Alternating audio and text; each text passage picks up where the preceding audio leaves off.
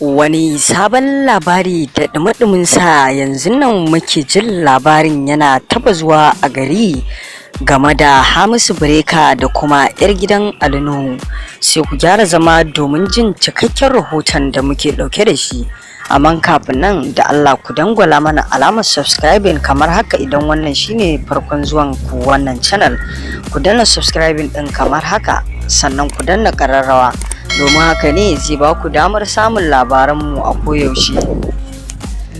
Masu sauraronmu kamar yadda dai kuka sani, babu wanda bai san shahararren wannan mawaƙi ba, wato Hamisu Breaker, wanda a kwanan nan shine wani tauraro wanda yake yawo a zukatan zuciyar jama'a ko kuma ce kunnen jama'a.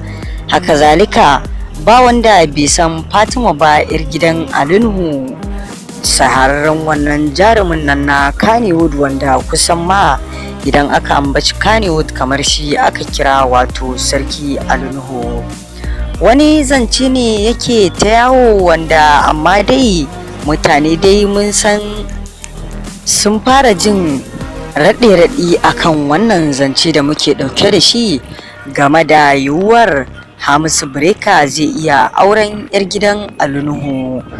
Ba wani abu ne ya sa mutane suke ta maganganun nan ba, illa irin abubuwan da suke gudana.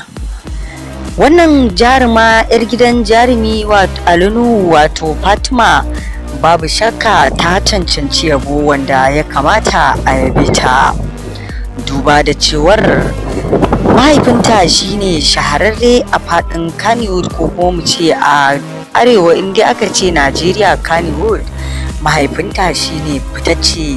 Amma Fatima Ali Nuhu da wata ce zaka same ta da feleke da kuma san nuna iyawa da izza da waye a duniya, sai kuma gashi Fatima Ali Nuhu kaskantar da kai ne gare ta, ba ruwanta, ko da a social media ma ba za ka ringa jin wani motsinta irin na wasu abubuwa ba yanda 'yan matan yanzu suke yi. Babu abin da ta damu da shi illa karatu da kuma abubuwan da ya cancanta. Mahaifinta Ali Nuhu babu shakka shi ma ya yi ƙoƙari akan wannan gudanar lamarin da wannan yarinya take kai na tarbiyya da take kai a kansa, sai dai a ce san barka ga irin wannan uba. Wannan ne ta sa babu shakka dole Sarki Ali Nuhu idan zai aurar da Fatima sai ya duba wanda yake da nutsuwa da ilimi sannan ya danka ta gare shi. Wannan lamari dai na zancen auren Hamisu Breaker, na zancen soyayyar Hamisu Breaker da kuma 'yar gidan Ali Nuhu, magana ce dai wadda kawai jama'a suke yayadawa suke yi saboda irin wata fuskanta tasu da suka yi, domin dai har izuwa yanzu babu wata sahihiyar magana akan wannan zance da mutane suke yi na cewar Hamisu Breaker zai iya auren 'yar gidan Ali Nuhu.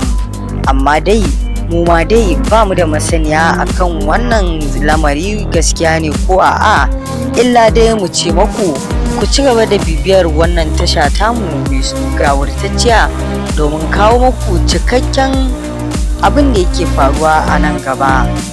Mun gode bisa sauraron mu da kuke.